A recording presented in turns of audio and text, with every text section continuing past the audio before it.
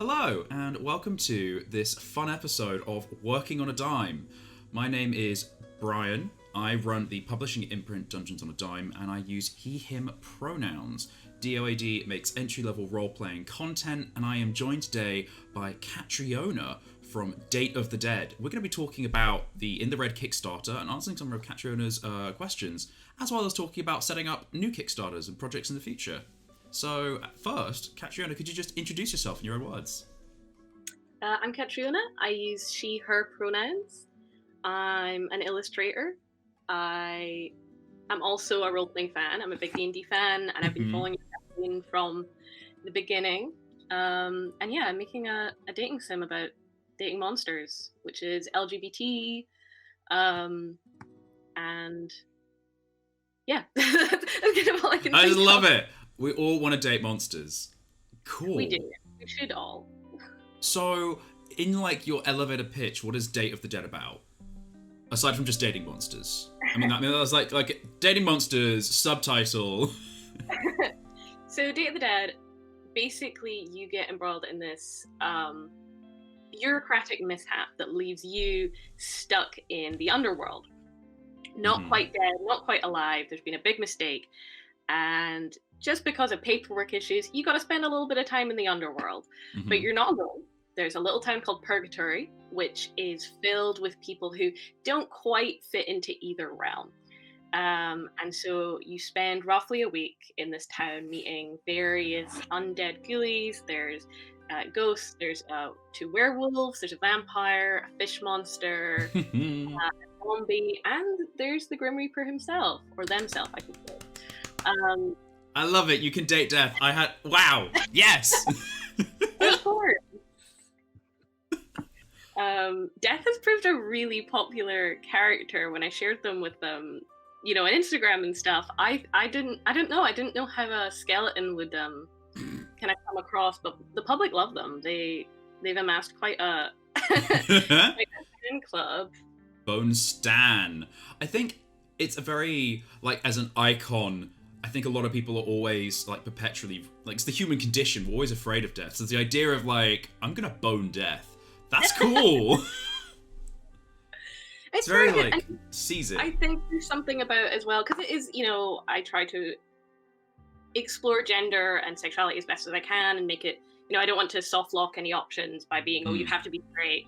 I wanted to make it a very LGBT friendly game, and I think there is something about traditionally villains and monsters have been portrayed as, gay or, maybe effeminate or masculine when they shouldn't be in media, that a lot of young people growing up LGBT really resonated with, the monsters, the villains.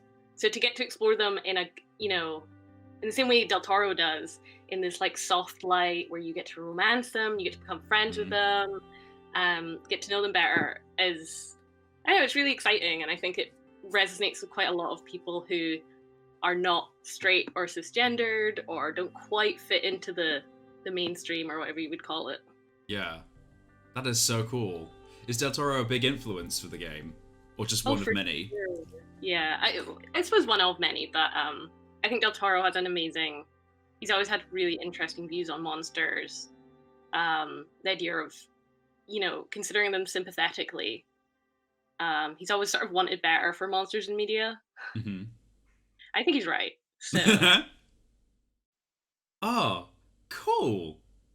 Yeah, I think my favorite Del Toro movie is probably Pan's Labyrinth. I mean, it's very basic, but like just the imagery, the labyrinth itself, a lot of the props, and then just like the balance between like just little old. Is it Italian or Spanish? I think it's Italian.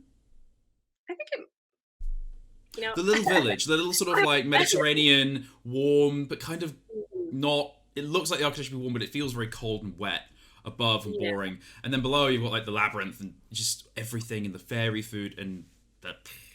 Yeah, it's a lot of work went into it and has a very strange, ethereal feel between the two worlds, which I love. I love that balance of like the regular and then the extraordinary. Yeah, so you're here to ask me questions about In the Red. I'm going to go to the Kickstarter page so that we can have a look. I'm going to log in. Da da da da da da. Do. Ta-da! This is the Kickstarter page. So what questions did you have about Kickstarter? So I've got a few here. My first one was, what was the point you knew it was the right time for a Kickstarter? And by that I mean, when did was it the engagement you were getting? Was it the number of followers you had? Was it the products you were selling? What said to you, oh, if I put this out there, people are going to engage with it?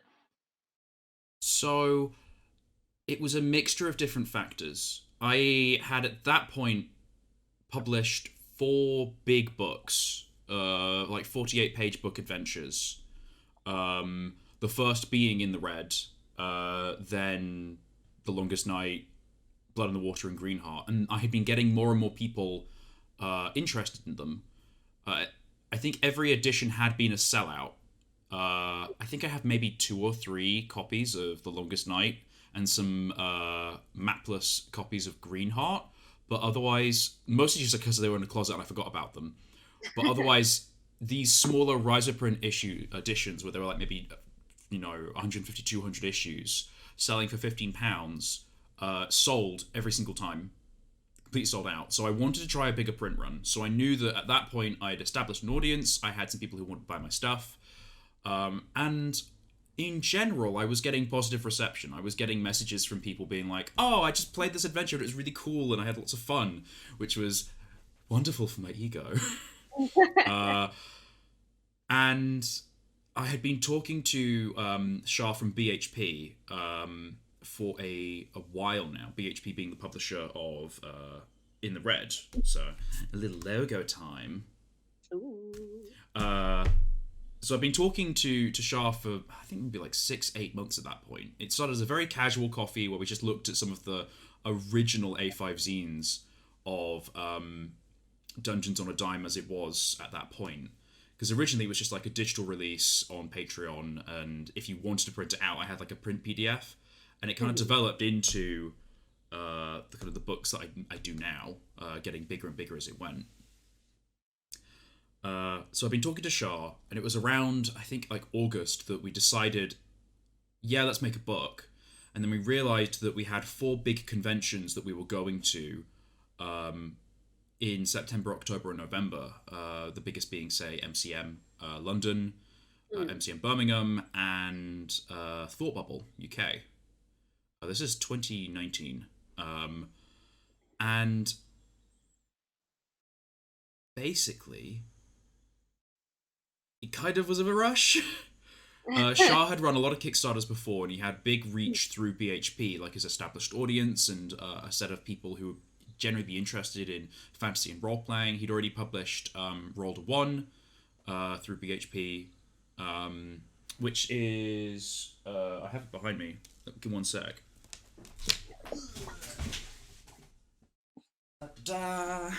Chris Baldy's Roll to 1. So there was already an audience in BHP that liked role-playing books. And so it was kind of the right time in that sense. So we decided August, we're going to make a Kickstarter. And then it was a mad, like, 3-week-long rush to get everything ready, from like, oh, we're just going to make a book, to everything costed, let's go. It was very chaotic and messy.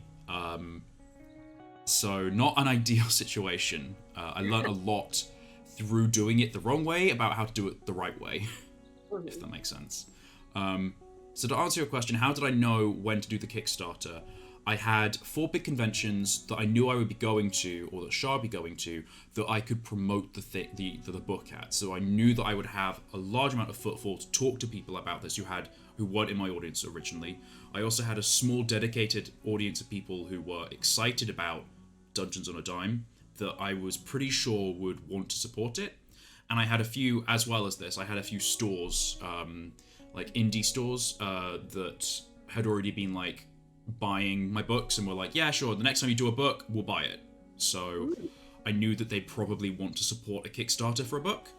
I thought that if I funded this, because like this funded, the Kickstarter funded us, mid-October, and then the campaign ended in November.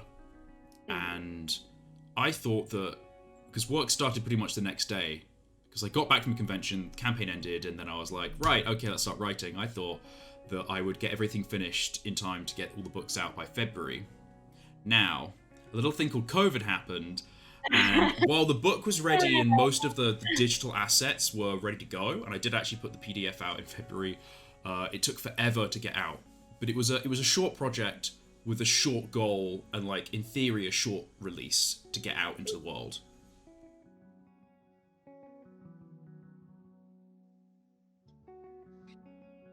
Cool, thank you. So I was wondering that when you started your Kickstarter, how did you begin your planning, and what was the most important thing to prepare for your campaign? So the Kickstarter was... the goal of the Kickstarter ultimately was to fund a print run of books. We wanted to get 2,000 books, 1,000 for myself to sell through my store, doed.co.uk, and at conventions as sort of like a personal income. And then 1,000 for BHP to then sell through high street retailers like Waterstones and in America and other places like that. So the original goal was £2,800, 2,000 for the print run and 800 sort of thereabouts for shipping and for extra costs that might come up along the way. I think like we included extra art in there as part of the budget because the book itself, like Dungeons in the Red even, I had already written the adventure, but I wanted to revamp it, get it officially looked through by my editor, Vi Huntsman, who is fantastic, by the way. Editors, great, but Vi is like god tier, just so great to work with. And then also get extra art for it to make it even fancier. But the goal was make the print run of books. So the most important thing was we costed the print run of the books. We printed through Mixam, which is a good service for what it is because it gives you immediate quotes. Hunting quotes down is the most difficult part of a Kickstarter, I feel, because especially now with the world where it is, not just because of COVID, but because you've got like Brexit, you have companies rising and falling, you don't know who's going to be around in a few months. So having a company that is solid, has operated through COVID and can give immediate quotes through like a generator online is really good in terms of like getting all of your planning together. So we costed the book up, and then I set some extra bonuses. So I was like, I could rise and print some stuff, get some prints, get a little bit of money through, because we weren't sure we were going to get maybe like 200 or 400 or how many people we needed to fully fund it just buying the book alone. So we did some nicer options to get some more money in, like the jam screens and stuff. And then that was the most important thing, fund the book. So all of the stuff that I was doing was about making sure we funded the book run. Brilliant. So this question you've kind of already answered, but it's about how you worked out your budget, and also how you presented it to, the people who were funding Kickstarter. So originally my budget that I showed, this one here, which is how the money gets split up. I think this is like, I think the quote was something like, I in my head it's like 2,000, but I think the printing of the book was about 1,800. We had maybe a few £100 in there for extra art and extra editing, and then the rest was shipping. And this budget here was just the book run, because I didn't want to expect that I would fund. I just wanted to hope that I'd fund. So this was for the 2,800 that we were looking for. So in terms of how I put the budget together, a lot of it was, and this is where it was messy and I made mistakes, I just, essentially, Shah and I just put the budget together for the book, and then I guessed at how much these different rewards would cost. I did research as much as I could. Originally, I had a quote from a dice maker for sets of dice at £10 a set, and I thought I was going to get originally just folded card, long format folded card, thin, which wouldn't cost much. Sort of like how to phrase it, like restaurant menus, you know, like that soft laminate card. So Shah and I thought that would cost maybe £15. So for example, with the Divine tier, we were like, that's £15-ish, and we can make a big print run and then make some profit afterwards.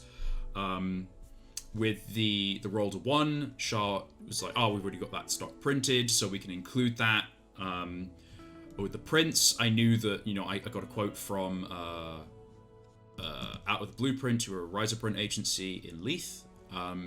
So I did as much as I could to get the prints as I could, but ultimately I didn't have all of this stuff lined up, ready to go immediately. I just I took guesses. And in hindsight, it has made life difficult trying to keep within the budget of what I've got. So for example, I got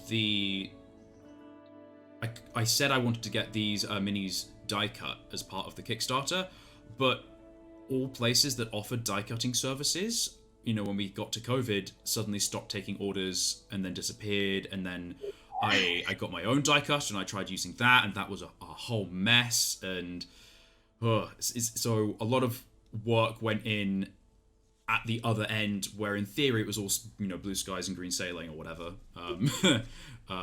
before I started. So the way I went about it in summary is I extensively researched the book, so we knew how much the book was going to cost, and then for the other awards I did a fair amount of research, and I was pretty sure of what I was going to get, but in hindsight it was not enough. Yes. So my advice is extensively research every single option and always be extremely conservative with what you offer as part of a Kickstarter. So don't offer, because that was one of my concerns with, obviously I'm a one-person studio. Yeah, me too. Yeah, which is why I was excited to talk to you, but a lot of these Kickstarters will offer, we'll add this to the game, and we'll add voice acting, and we'll add, a million things that if you have a big team, maybe you can offer. I'm hesitant to offer, too much, because at the end of the day, you can only buy so much. I'm just one person. Yeah. That's why I'm looking into really commissioning other artists to create more content for the game in terms of maybe some short comics or prints and things, because it's something I've always enjoyed, is seeing other people interpret my work or involving other artists. So sort of the way you've commissioned so many up-and-coming artists in the past has really inspired, I think, what I'm looking to do for Patreon rewards and things like that. So I would say that's definitely attainable and doable, because you can get quotes to that. So for example, awesome merchandise, you can, in the same way that with Mixam, with awesome merch, you can specifically cost how things are going to work out, and that allows you to plan out your Kickstarter. So if you're going to do stretch goals, if you're going to do extra rewards, you can do all of your budgeting, and you can have grand ideas. It's just make sure that you always are still making extra profit after every stretch goal, after every bonus, because you are going to be doing more work to get all of this done. And preferably, if you can, try and use services that don't put too much stress on yourself in terms of workload. Like I thought, it'll be super easy, I'll just die cut all of these minis myself, but actually that's days and days and days of work, and it's a skill that I'm not an expert at, when in theory, when I first made the tier, I was like, I'll just pay someone to make them, and then they all disappeared because of COVID, and it was difficult. Yeah, am I making sense? That's really useful, actually. So I'd say good rewards that are easy to do, that are still nice for the backers, are like pins, because you can do a pin design and then you can get it sent off to be made. Prints, because someone makes the artwork, you're checking that everything is formatted, and then it can get printed, and all you have to do is handling, say, getting them signed, maybe. So they're sent to the artist, and the artist sends them on to you. But that's all like, in terms of like workload, that's maybe, minimal, maybe a couple hours over several days of you're working on this. Voice acting in the game, not that I know a lot about games, but that's suddenly like a whole other level. Yeah, I know people are quite into it, but I would have to be, if I did voice acting, it would be well after the main game has been made. A lot more resources and time, because that's a big Well, one. I'm not that's like several different skills there. First of all, you're working with voice actors, so you're commissioning audio. Then you have to learn how to deal with audio files and how to sync them all up and how to, organize them. You have to decide how much of the text you want read, and then you'll have different rates for different voice actors. And then you have to worry about actually incorporating it into the game without breaking it. That is suddenly, as you probably more than well know, goes from like a visual, like graphic text novel, fun adventure, choose your own adventure path thing, to like, woo. Yeah. Sometimes people kind of suggest it as just like oh, maybe voice acting, and I'm like, I appreciate the suggestion, but oh my god, thank you, no. The thought of having to do all that. I mean, the first thing I think of when we think voice acting, you look at Dream Daddy, which is like this hugely satirical but also very successful and kind of sexy dating sim where you date actual dads. But there's no voice acting. I swear all the way through they're just like, They've got like 10 like dad noises they make, and that's it. And they're just different emotive noises. And that seems extremely complicated to implement already. So they don't even have voice acting. There's massive, for indie, there's still this massive, very high profit game with, graphic novels and with spin-off games and like sequels and all this other stuff going on. And they've got like cult fan fiction as well, and all this other like stuff behind them. And they were already coming from game developers and people who were very much knew a lot about that kind of medium. And they still only had like 10 noises that alternated for what kind of emotion they were expressing. So yeah. Yeah, I'm not looking to dive into that. Maybe I'll just stick with the pins and badges and prints. I know how to do those. Yeah. And another example of stick with what you know is try it out if you can before you do the Kickstarter, or talk to a lot of people who have already done it and get that experience. For example, I thought making dice was easy because I went on a lot of forums and I read a lot of posts and I watched a lot of videos and it looked real easy. Let me tell you, it is not. I have learned a lot about pressure pots and chambers and resin and dyes and polishing. I don't have it right next to me, but I have a million different Dremel bits and heads and things for polishing resin, and I have got different jeweler's rouges and all sorts of fun stuff. I thought it was like, wham bam, thank you ma'am, here's a D20. You gotta get it weighted right, don't you? Or else people will be real upset. Yep. And all the other, it is, yes. It's a lot of work. So when I thought, I'll just get some dice made, it'll be fine. Oh, the people who are going to make the dice have backed out. I'll find another company. Oh, they've backed out too. I'll just make them myself. Ooh.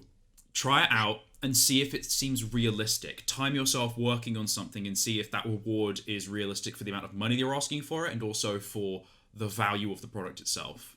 Cool. Sorry, I'm just trying to write notes that aren't completely unreadable. Yeah, no, that's fine. Another example, I think, of something that is easily doable because we're artists, but can be a lot of unexpected work is, if you pledge to £15, you get a postcard with a doodle on it.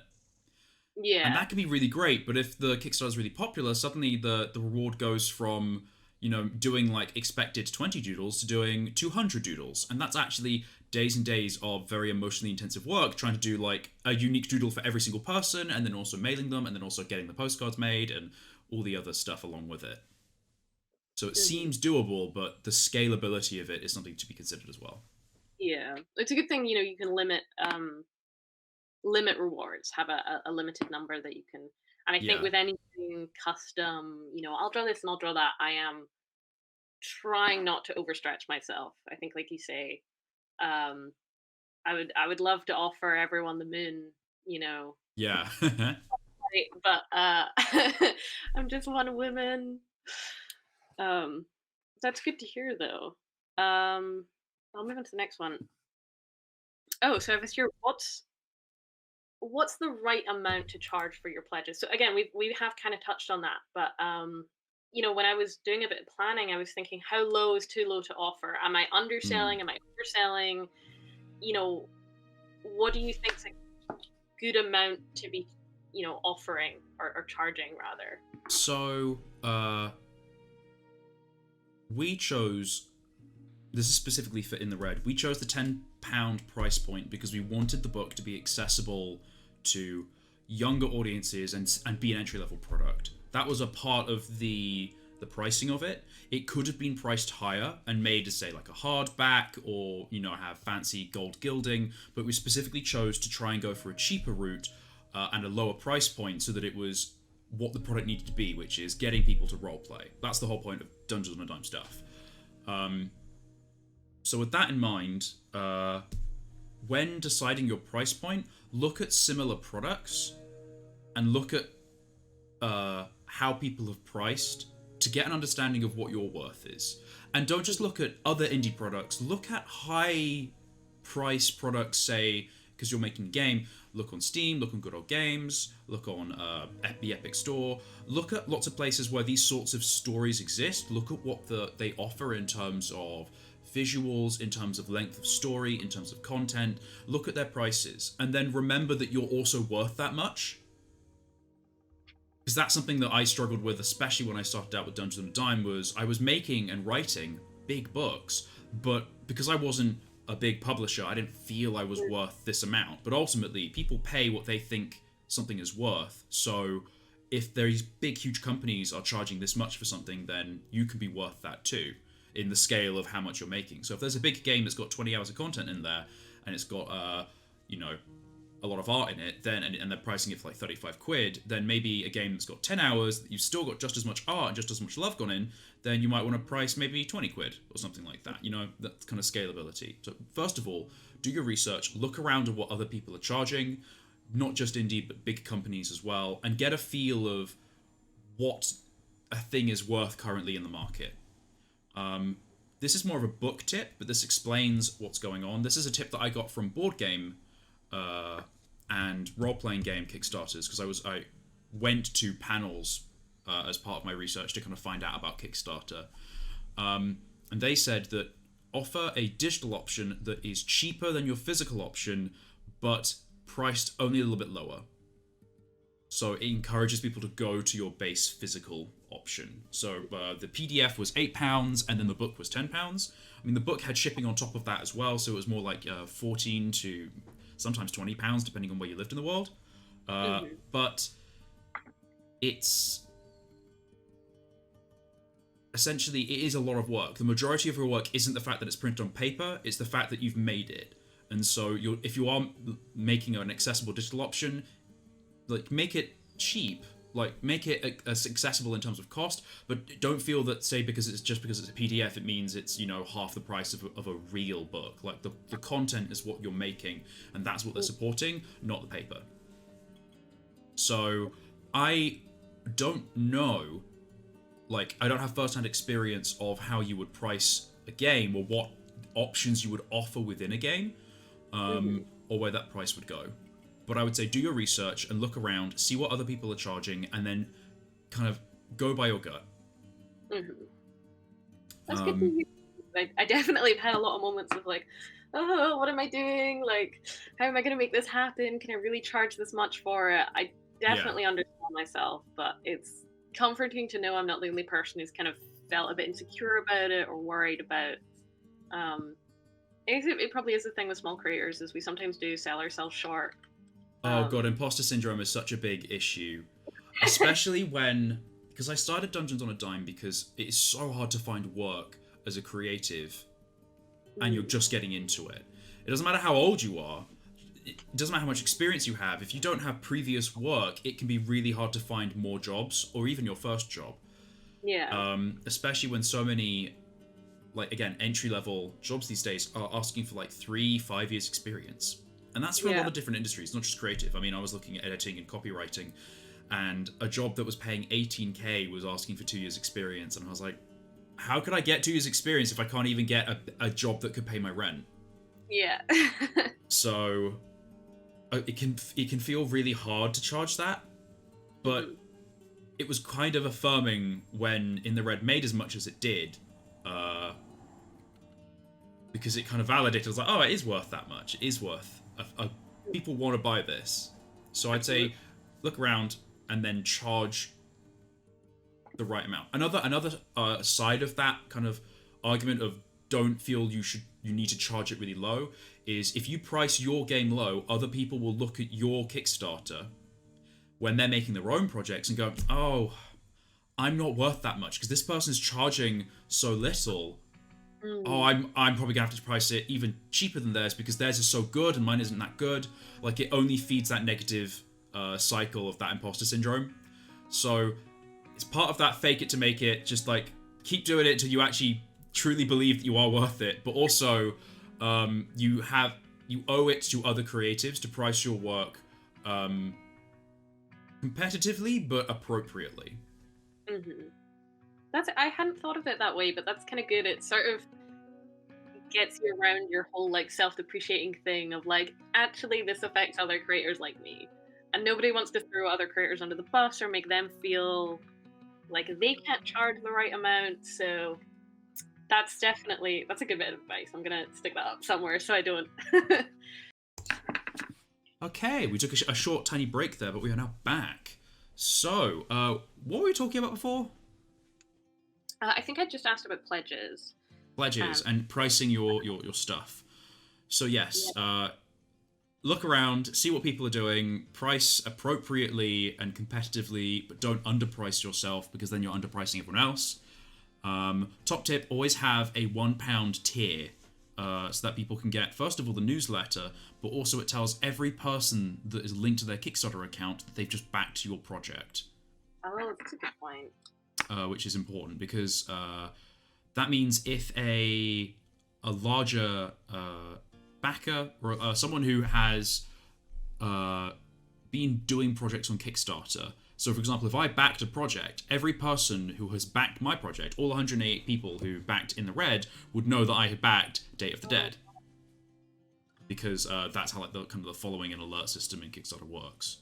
So, if other creators are like, "Oh, cool, I like this," and they don't have the money necessarily, because it's tight for everyone right now, and they don't have the money to invest, they can still chip a pound your way and then really help out by boosting the signal of your project.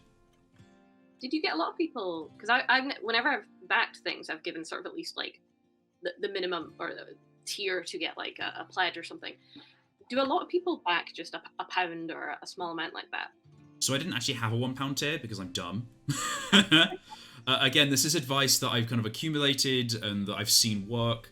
I did get some people backing just £1, or backing a few pounds here and there. Not a lot, but then again, I did get a fair few people backing for the digital pledge. Just going, £8 or the equivalent in. So that was really good. Brilliant. I was surprised by how many people went for digital. I think it was maybe like 40 of the 200-ish orders. And then another 40 were just like the book itself. Cool. When you designed your Kickstarter, so the page that we're seeing now, the video, the illustrations that you do, and the way you laid out the information, how did you go about designing it, and what do you think is most important about a successful Kickstarter page? So,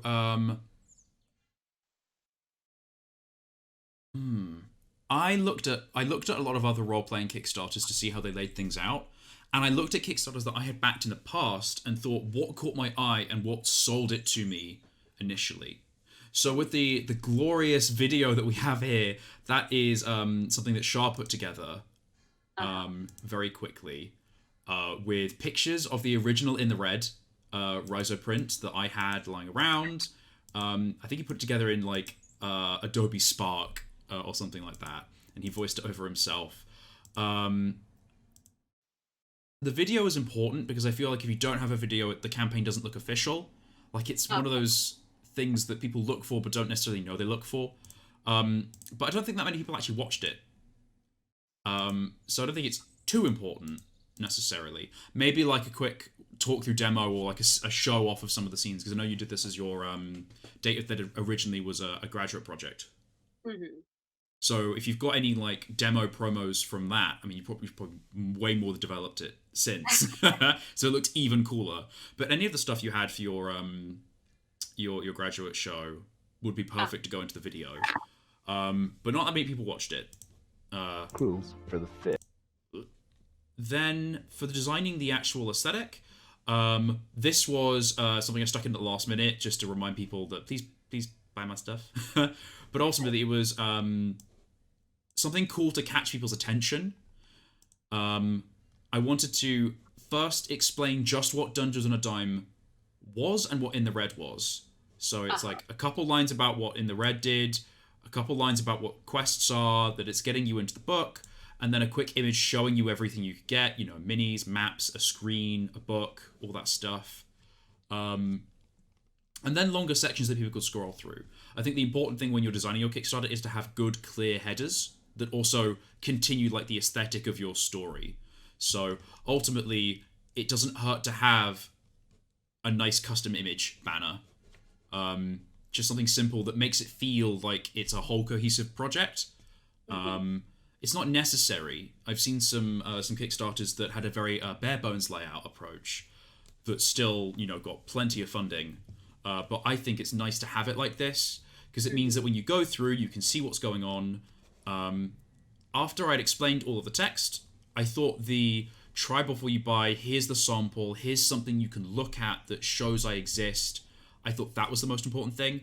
And then tiers. Because ultimately people can scroll through, and people normally do scroll through to see what they will get in the Kickstarter, which means they'll look past all of this. And if something catches their eye, they'll stay, but otherwise they'll just keep scrolling. You can see you can just scroll really fast. So,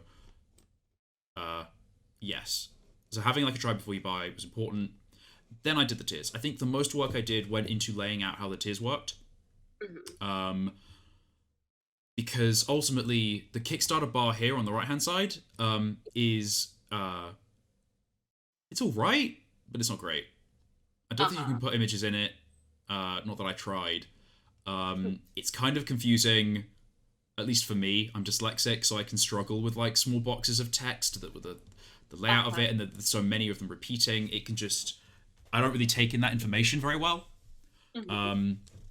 So having a visual layout of what you get when you back is important.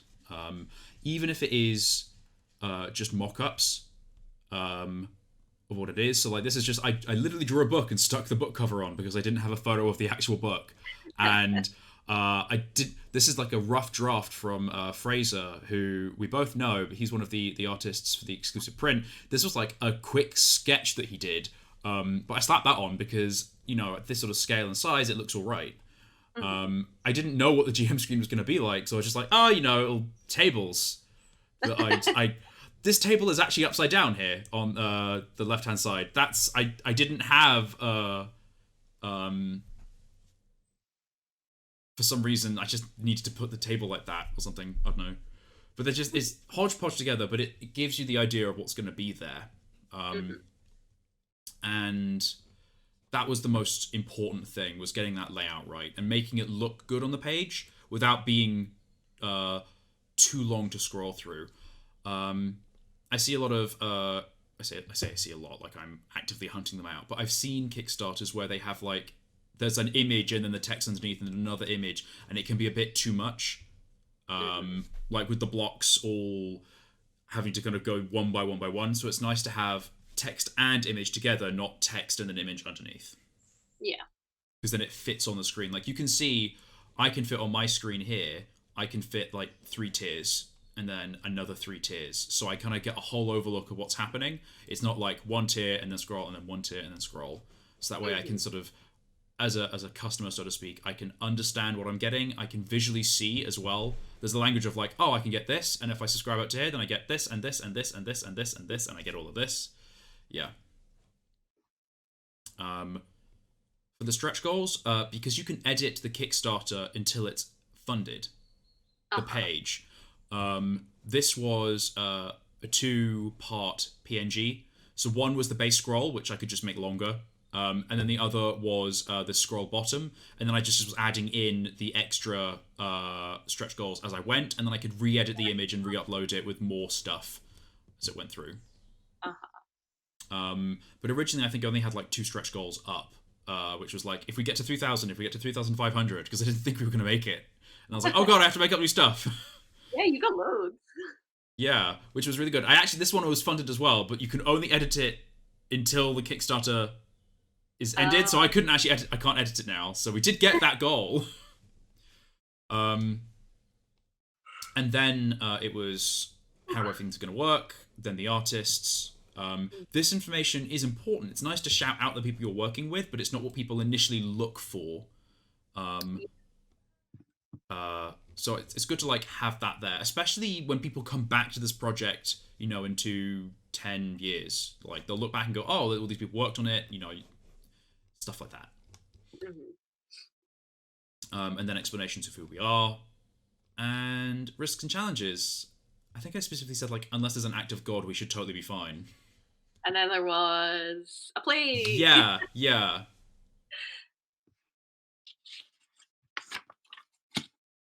Yep, cool. So that's the most important parts of this were showing the pledges, physically showing them, and I would also say it was really important to have a trial, a try before you buy.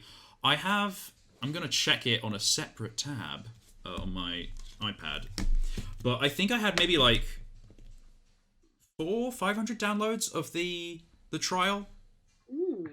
Just during the Kickstarter period. It was a little sample that I had available on my website. And it was free. It was just free to download. It was half of Green Heart, which was the 4th adventure I wrote. And it was the most recent one before I was redoing in the red, updating it, expanding it, that sort of vibe.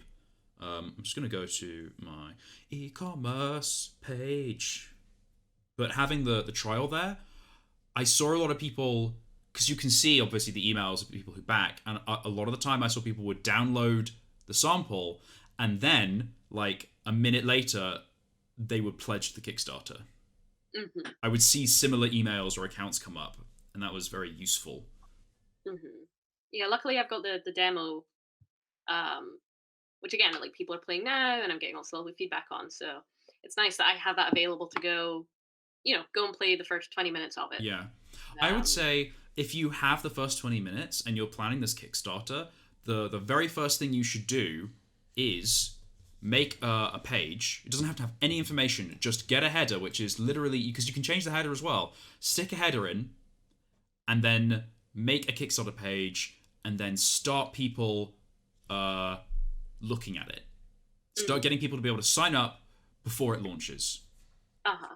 And then tag that onto the end of your demo. Be like, hey, if you like this, sign up to see where the Kickstarter is gonna when it's gonna launch. Because you can push the date back, you can change the Kickstarter all the way up until it actually launches. No one sees anything apart from, as opposed to say buy the book, it would just say click here to get notified, and it will email you when the Kickstarter comes out. But all they see is this little header. You have all of the images for it, but it's the most important thing is gathering the audience before you actually launch.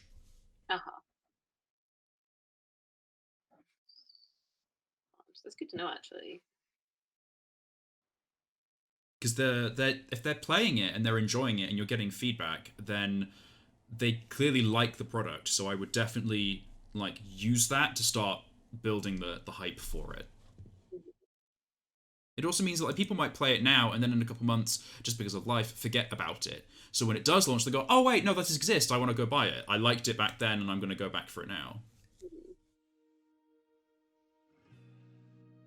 Cool. What was the question I just asked? What was the last question I asked? Layout of the Kickstarter. Yes. Okay, fantastic. So how did you get the word out about your Kickstarter? Obviously, I know you did a lot of conventions. You went to MTM, you went to local Scottish conventions. Now we're kind of, things have changed a little bit now. Yeah. But yeah, I'd be interested to hear how it was that you sort of started to get people involved in it. So it helped that I was working with a bunch of different artists.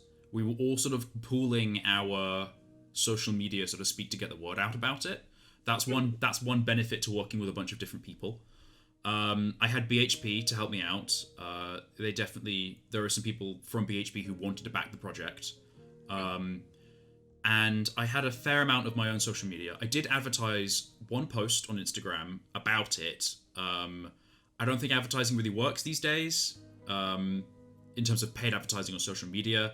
I think it pays much more to just have an interested audience and to have word of mouth, especially for small indie games and small indie books. So I'm planning a new Kickstarter in the future.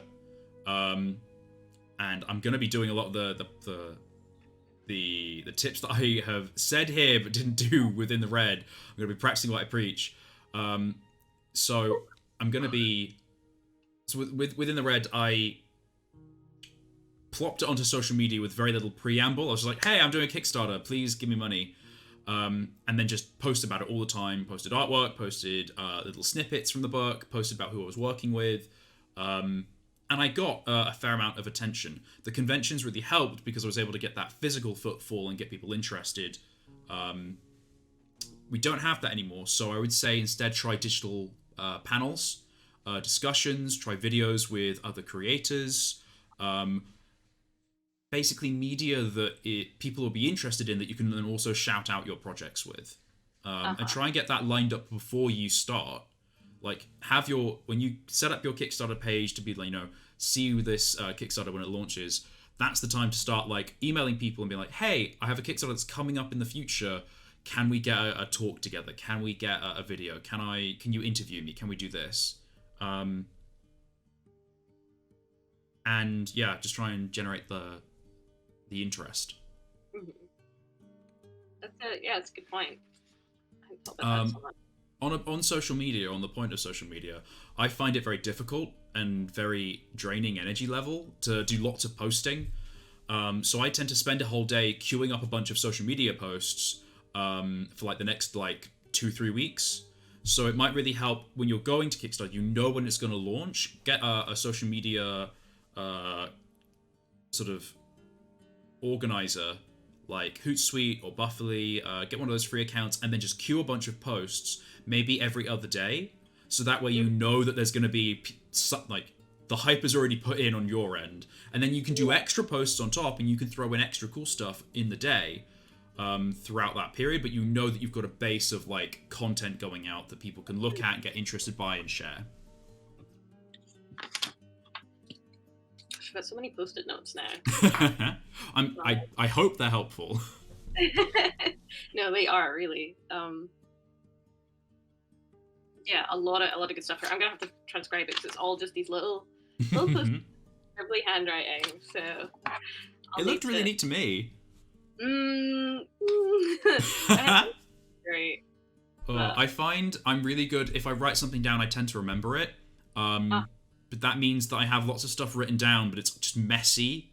And then months later, when I don't need it anymore, I'll come over and just be like, I'll read it. And it won't make any sense. I definitely get that. I can write neat or I can write fast. That's it. Yeah, so just a few more questions now. Yeah, sure. Was there anything about the process that surprised you?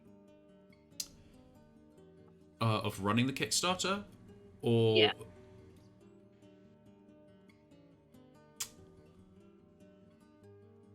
Sorry, I hope I haven't given you a tricky question. No, this is interesting. I think fulfillment was what surprised me the most. Because I was used to making the books. Because I've been writing books for 2 years at that point, and I've been working with illustrators. Most of that was actually very smooth sailing and easy. I think actually it was organizing the stock, organizing the printing, and then also the cost of shipping is what has probably surprised me the most.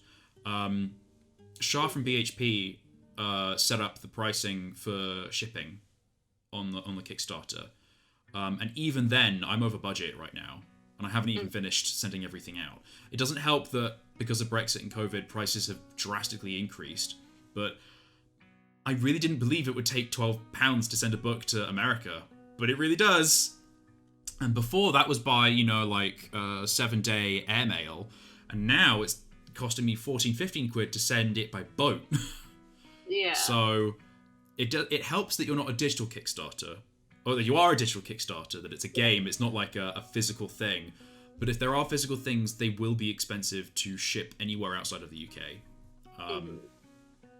which will be something to consider. I'd also say I just didn't expect how draining it would be to have 1 million boxes of stuff in my flat. I'm glad that I'm sending everything out because these boxes are slowly dwindling in size and I'm able to like scrunch them up and throw them into my recycling. But if you do a lot of physical rewards for a Kickstarter, definitely be aware that if you're doing it from home, it is going to take up a lot of your space, and just the changing of your living environment, even though nothing is necessarily changed in terms of like how you live and how you work, it can still be a very big impact because visually you're looking at the physical progress of how well you're doing by how much is in front of you. Like, you can't see it, but behind me there's like, I have like a T-junction, my living room. I walk in, I go to my desk, I go to my kitchen, and the rest is boxes. Oh, wow. And it just, it makes the flat feel messy. It makes it feel like I'm never escaping from work. I'm always like, I turn around, I'm like, ugh, the boxes. So that can have like an impact that I wasn't expecting. I won't make it sound like, I make it sound like it's the worst thing in the world. It definitely isn't, but it's something that I wasn't expecting. Yeah. Other things I wasn't expecting. How hard it is to do updates.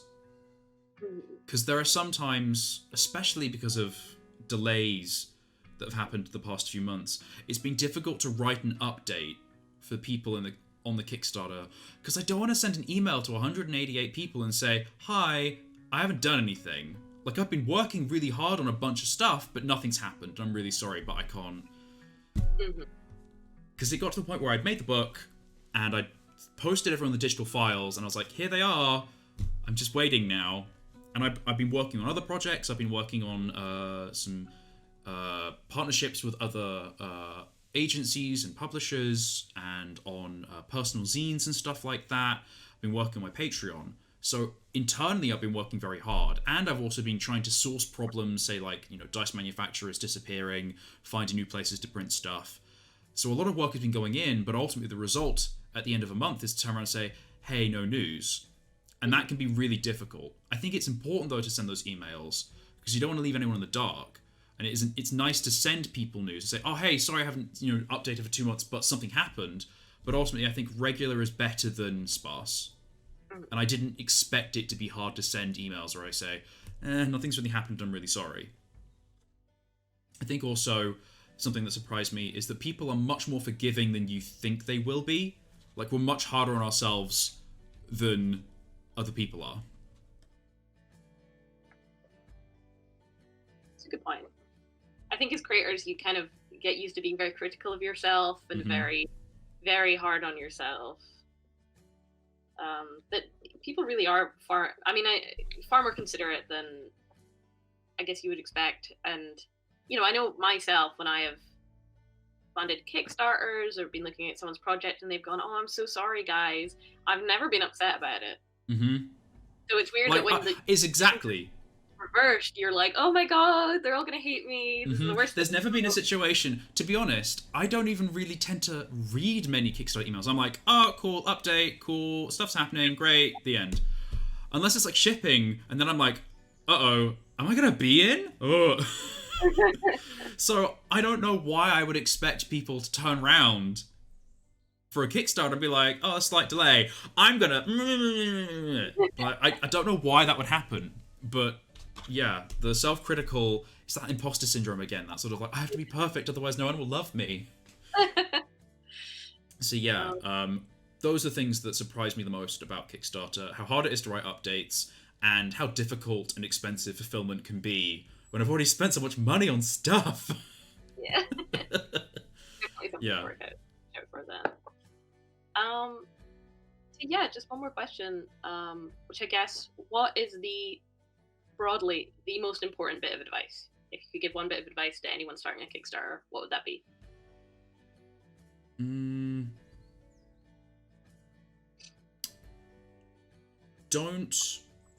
How to phrase it? Don't overstep yourself. Don't overestimate your capabilities. Be conservative. Like, that energy, that vibe as a message. Do what you think is already possible. Don't do anything that you think would be really cool, but you have no idea if you can do. Because if your project is, rapidly successful and you make lots of money, it is going to be a really good mark for you and for future projects if you deliver it really well. However, if it just funds, but you don't know if you can even do it, that's not going to look great. It's not going to do it's not going to do well for your ego to barely make it through a Kickstarter and with barely enough funding, and it's not going to make anyone feel good for investing in you if you are not fulfilling your end of the relationship there. So do what you feel you can do comfortably, because ultimately people still want the product. People still want what you're going to make. So don't feel that you have to, again, offer the moon, offer every variety, color, voice acting, option, soundtrack, when you could offer something smaller and do it really well. And and as part of that energy, like, don't stretch yourself too thin. If the project is really huge, don't say you're going to deliver it in a year. If the project, like, if it's too big to deliver in maybe a year or two, maybe make it smaller. If it's like, if you want to write a trilogy of books, maybe just start with one book. If you want to do, graphic novels, start with the first issue. Don't be like, I want to fund the next 7 years of my salary and my work. I want to buy the European Union. Like, start small. Start with Norway. I want to buy Norway, Kickstarter. Brilliant, yeah. I have seen a few, kind of researching past dating sims and things like that have been on Kickstarter. I have seen a few that have gotten funded, way more than they asked for. And then you go into the, comments, and it's people going, where's our money? We haven't had an update in a year. What's happening with this? We want a refund. And you're like, ooh. Yep. That is a good piece of advice that I was given. And this is, I think, also good advice for people doing Kickstarters. If you don't fund, that's okay. No one minds if you don't fund. You can relaunch the project in a few months. It might not have been the right time. You might not have had the right reach. Even if you don't fund, you've still grown your audience. That's, all of those people who wanted to fund you will still want to fund you in the future. That's not a bad thing. However, not fulfilling your Kickstarter is a very, very bad thing. If you get the funding and then you don't deliver, that is not a good look. That is a big yikes moment, because in the future, everyone who funded you will immediately turn around and say, oh, this person's bad. They didn't deliver, and they made me feel really bad because I wanted this thing and I didn't get it, and that's awful. That's not going to be good for you either, because you'll have taken all this money, and then all these people who would have maybe been like loyal supporters and loved everything you do are now like really against you. And I mean, to some degree, they kind of have their feelings are valid because you didn't give them what you said you would give them. Yeah, so that's I guess it's part of the be sustainable with what you can make. Make it, like, be sure that you could make it if you had the funding. The funding is the only issue. It's not if I got the funding, then I could hire all this other help, and then like, it's something you can already do, but you just need the money. Yeah. That's Yeah, that's all been really good advice. That was my last question. But perfect. Great. Really, really good. How confident are you feeling about your Kickstarter? Definitely more confident now.